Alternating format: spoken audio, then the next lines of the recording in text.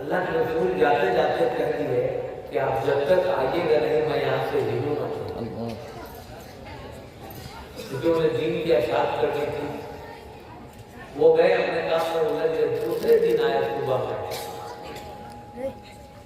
तो उन्होंने बड़ी माफी उससे मांगी कि भाई हम तो कह के गए थे कि 4 घंटे में आ जाए, लेकिन काम में उलझ गए तो रात को वहीं रहना पड़ा।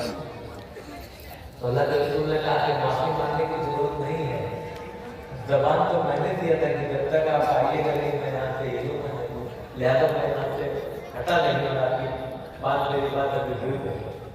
कहने का कर्ज ये और हदीस है कि जहाँ अल्लाह का जिक्र होता है, हमारे आलमगीर लोग यहाँ मौजूद हैं, मैं जसारत कह रहा हूँ कुछ कहने का, क्योंकि दुनिया के बड़े बड़े आलमगीर के साथ मेरा कुछ उठना बैठना हुआ है, तो उन्हीं लोगों से हदीस सुना जिसमें एक अहमद दीदार भी थे साउथ अफ्रीका का। तो उन्होंने कहा कि अल्लाह के रसूल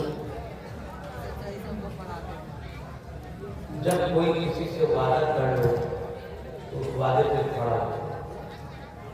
मैंने वादा किया था और आपके बीच आ गए, ये मेरी खुश नसीबी काम शुरू किया।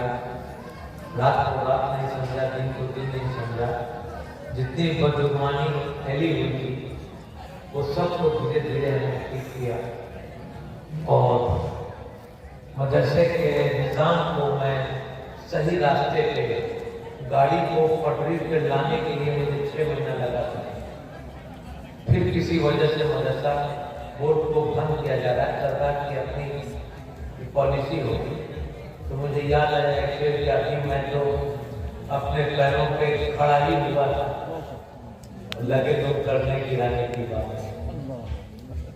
तो मैं चंद दिनों के लिए और मदरसा बोर्ड में हूँ, फिर अल्लाह की मर्जी रहेगी, आप लोगों की दुआ रहेगी, तो जो बाकी काम अगर मेरे हाथ से बचा हुआ है तो मैं उसे पूरा करने की कोशिश करूँगा।